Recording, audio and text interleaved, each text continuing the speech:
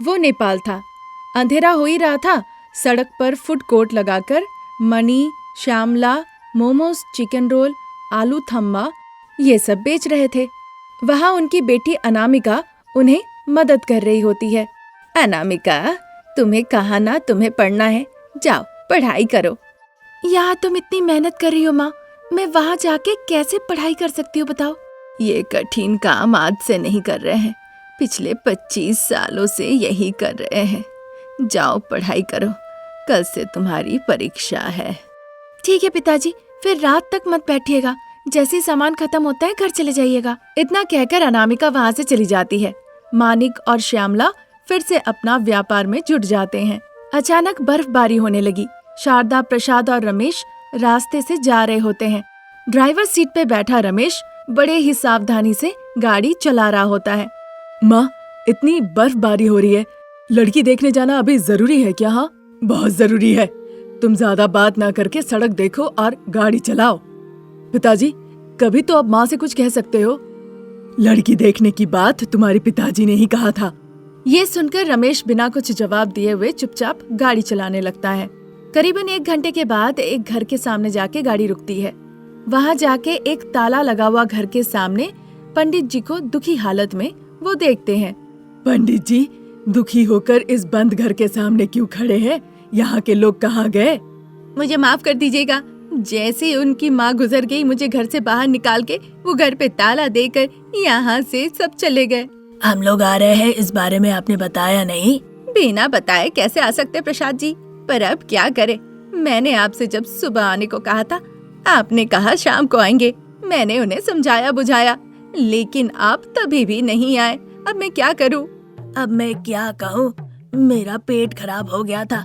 रास्ते भर जहाँ बाथरूम देखने को मिला वहाँ रोक रोक के आया, इसीलिए अंधेरा हो गया। इसी बीच उन्हें मौत की खबर आ गई, मुझे बाहर निकाल दिया और सब घर बंद करके चले गए। अगर आप इस बारे में फोन कर देते तो हम नहीं आते ना। फोन वाली तरकीब तो आई नहीं बेटा, अब जैसे आए हो वैसे ही लौट जाओ। नमस्ते। इतना कहकर स्कूटी लेके पंडित जी वहाँ से चले जाते हैं।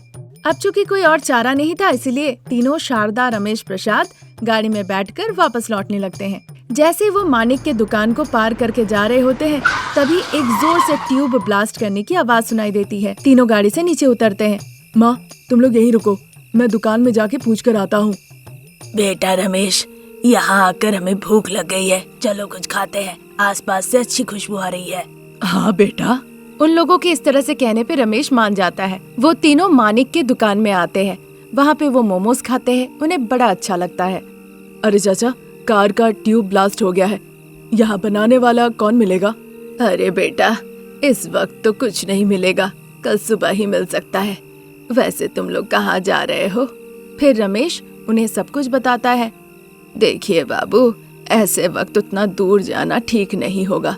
पास में ही मेरा घर है, वहाँ आज विश्राम करके कल सुबह चले जाइएगा। अब चूंकि उनके पास कोई और चारा भी नहीं था, इसीलिए तीनों गरीब मानिक और श्यामला के घर में रात बिताने चले जाते हैं। वहाँ वो 25 साल की अनामिका को देखते हैं। उस रात अनामिका उन लोगों को खाना खिलाती है, पानी पिलाती है और उनसे बहुत अच्छे से बातचीत करती है। रमेश अनामिका को बड़े ध्यान से देख रहा था। शारदा और प्रसाद को भी अनामिका बहुत अच्छी लगती है। उस रात कोई भी नहीं सोया, मौज मस्ती और ढेर सारी बातें करते रहे। अगले दिन सुबह सुबह, देखिए भाई साहब, आपकी नेपाली बेटी अनामिका हमें बहुत पसंद आई। अगर कोई ऐतराज ना हो तो हमारे बेटे से उसकी शादी करा दे। ये सुनकर अनामिका शर्मा जाती है। दोनों परिवार बातचीत करते हैं और बड़े ही धूमधाम से अनामिका और रमेश की शादी करा दी जाती है। अब नेपाली बहू अपना ससुराल आती है। तभी एक दिन शारदा की एक पड़ोसी, जो कि बहुत पेटू थी, उसके घर पे आती है। क्या बात है, कॉलोनी की पेटू महिलाएं हमारे घर पे? वैसी बात नहीं है दीदी, नेपाली बहू आई है ना, देखने के लिए आए हैं। हाँ, उसका नाम अनामिका है, मैं बुलाती हूँ। अनामिका, जरा इधर आना, कॉलोनी की चाची आई है। इस तरह बुलाने पे अनामिका वहाँ पे आती है। देखकर वो नमस्ते करती है। अब बताओ, तुम लोग यहाँ क्यों आई हो? अरे दीदी, सुना है नेपाली पकवान बड़े स्वादिष्ट होते हैं, इसीलिए चाहते हैं कि नेपाली बहू के हाथ से कुछ पकवान खाए। तुम लोगों का ये खाने का रवैया नहीं जाएगा, है ना? ऐसे मत कहो दीदी, खाएंगे तभी तो काम करेंगे ना।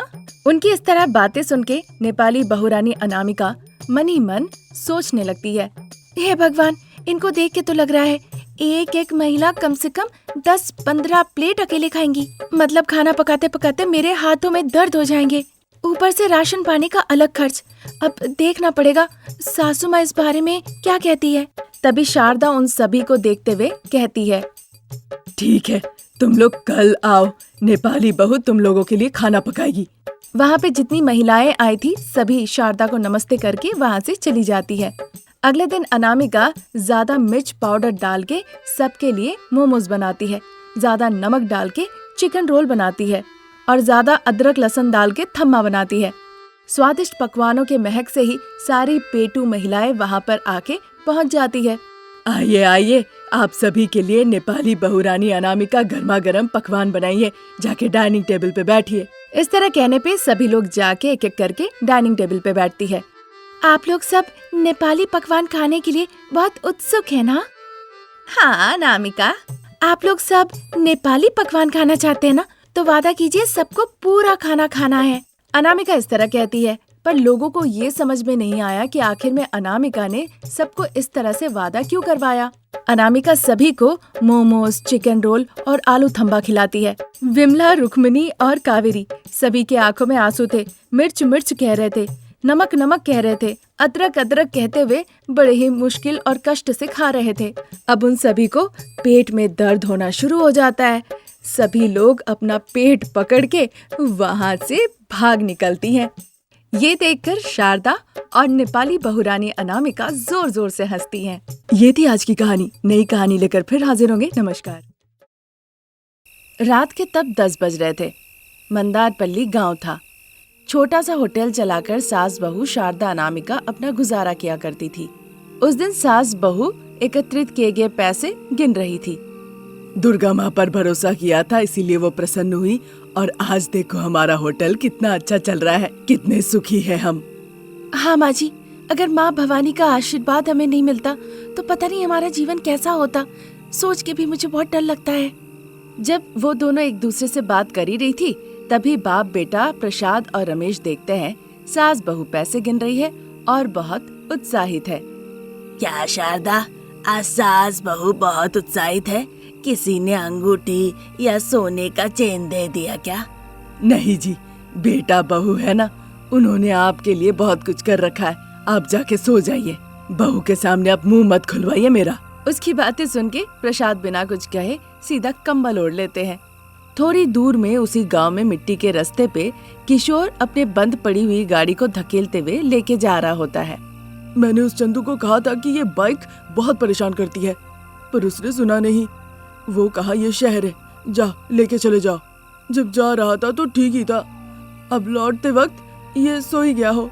इस तरह सोचते हुए गाड़ी को धकेलते हुए मंदारपल्ली गांव से वो जा रहा था। तभी वो गोपी को एक पेड़ के नीचे देखता है। वो उसके पास जाता है। भाई, ये बाइक स्टार्ट नहीं ले रही है, इस गांव में कोई मैकेनिक है क्या? वैसे तो यहाँ कोई नहीं है भाई, पर तुम्हें जाना कहाँ है? मेरा गांव तिन्नापुर है। नवरात्रा आ रही है ना, माँ दुर्गा के लिए ही मैं शहर गया था। लौटते वक्त अचानक से बाइक बंद हो गई। बहुत किक मारा पर स्टार्ट नहीं हो रही है। अगर ऐसी बात है तो मेरे साथ इस पेड़ के नीचे आज रात तुम सो जाओ। सुबह शहर जाके इस गाड़ी को बनवा लेना। और कोई चारा भी नहीं ना? ठीक है, पर मुझे बहुत भूख लगी है, क्या थोड़ा खाना मिल सकता है? अरे भैया, मेरे घर में तो कुछ नहीं, पर हाँ इस गांव में शारदा अनामिका का होटल है। चलो फिर उनके पास जाके देखते हैं। इस वक्त जाएंगे तो उनके पास खाना मिलेगा? उनका होटल है, अगर नहीं भी होगा तो वो पका के आपको पेट भर के खिलाएगी। फिर जितना मन दे देना वो ले भी लेंगी। चलिए अब। ये सुनकर किशोर बहुत खुश हो जाता है। गोपी के पीछे पीछे बाइक धकेलते हुए वो जाने लगता है। फिर वो शारदा के घर पे जाके पहुंचते हैं। किशोर के बारे में वो बताता है। माँ जी, मेरा गांव तिन्नापुर है। दुर्गा माँ का सामान लाने शहर गया था और लौटते वक्त गाड़ी रुक गई।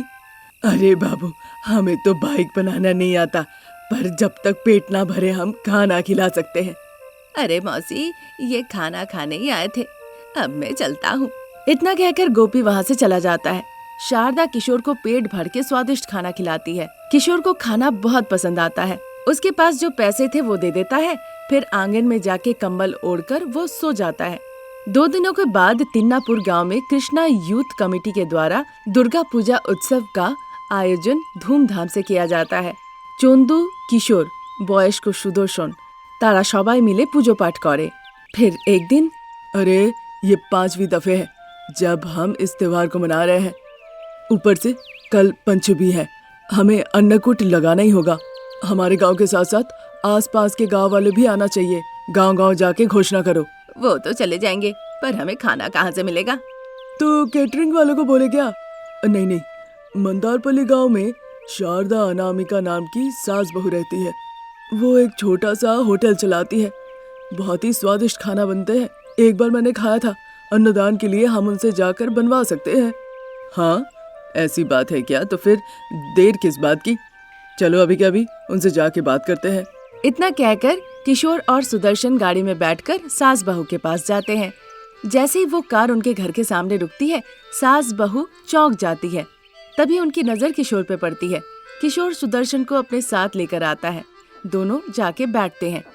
आप लोगों के स्वादिष्ट पकवानों के बारे में चारों तरफ बहुत चर्चा है, इसीलिए दुर्गा पूजा के उपलक्ष्य पर हम अन्नदान करवाने जा रहे हैं। हमारे लिए खुशकिस्मती होगी अगर आप लोग हमारे लिए अन्नदान का खाना बनाएं। ये सुनकर शारदा अनामिका बहुत खुश होती है।